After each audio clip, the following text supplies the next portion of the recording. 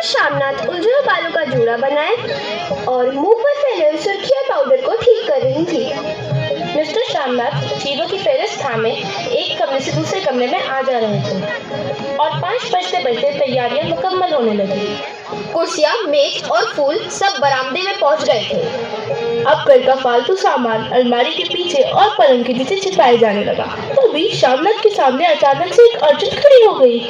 माँ का क्या होगा? इन्हें पड़ोस वाली की सहेली के घर भेज दो, रात भर बेशक वही है, कल आ जाए। नहीं, मैं नहीं चाहता कि उस बुढ़िया का आना जाना यहाँ फिर शुरू हो जाए।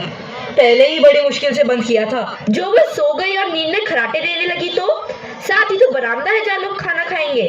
इन्हें कह देंगे कि अंदर से दरवाजा बंद कर ले, मैं बाहर से ताला भी लगा दूंगा, या माँ से कह देता हूँ कि अंदर जाकर सोए ना, बैठी रहे। और जो सो गई तो डिनर का क्या मालूम कब तक चले। अच्छी भली ये भाई के यहाँ जा रही थी, तुमने यूं ही खुद अच्छा बनने के लिए बीच में अपनी टांग अड़ा दी। वाह वाह वाह, तुम माँ और बेटे की बात में मैं क्यों बुरी बनूं? तुम जानो, तुम्हारी माँ जाने। मिस्टर शामनाथ चुप रहे।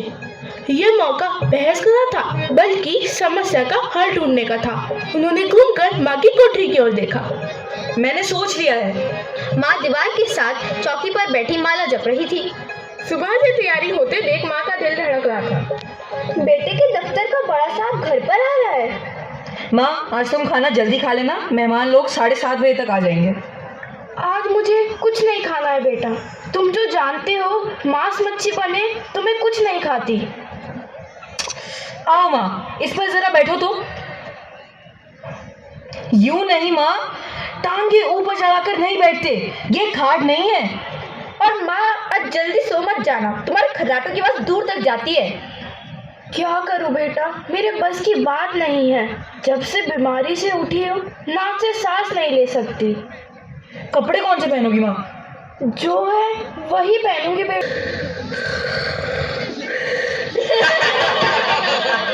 माँ को देखकर श्यामनाथ को बहुत गुस्सा आया। जी चाहा कि माँ को धक्का देकर उठा दे, मगर ऐसा करना संभव ना था। Poor dear. इतने में चीफ ने अपना दायां हाथ माँ से मिलाने के लिए आगे किया। How do you do? यूं नहीं माँ, तुम्हें तो पता है ना दायां हाथ मिलाया जाता है, दायां हाथ मिलाओ। Who do do.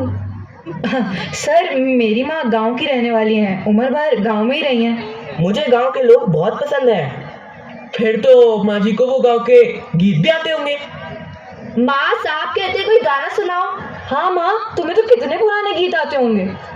मैं क्या गाऊंगी बेटा, मैंने भला कब गाया है। वाह माँ, मेहमानों का कहा भी कोई टालता है। मैं क्या गाऊं बेटा, मुझे कहाँ आता है।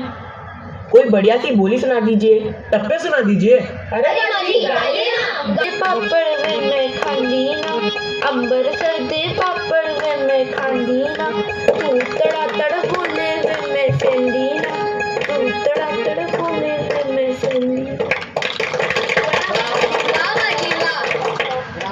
अरे शामनाथ, गांव की दस्तकारी क्या है भाई? बहुत कुछ है सर, मैं उन चीजों का एक सेट आपको गिफ्ट करूंगा, आप बहुत खुश होंगे। नहीं शामनाथ, हम दुकानों की चीजें नहीं लेते। वो घर में क्या बनता है यार, जो लेडीज बनाती हैं? मैंने सुना है लड़कियां गुड़िया बनाती हैं और फुलकारी भी बनाती हैं। अच्छा, माँ कोई पुरानी फुलकारी है घर में? माँ चुपचाप अंदर गई और अपनी पुरानी फुलकारी उठा रही।